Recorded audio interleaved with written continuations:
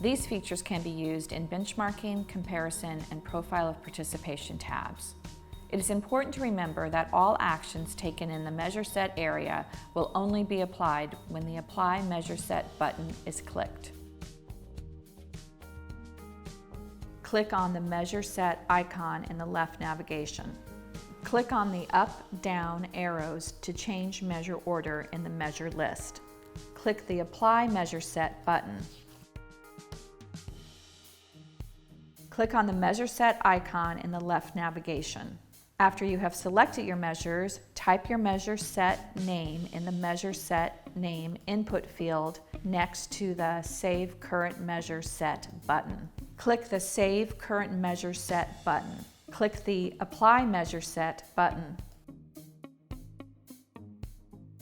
Click on the Measure Set icon in the left navigation. Click the Search tab. Enter your keyword in the Search for Measures input field. Click the Search button. Click the plus icon next to each measure you want to add to your measure list. Click the Apply Measure Set button. Click on the Measure Set icon in the left navigation. Click on the Saved Measure Sets drop menu.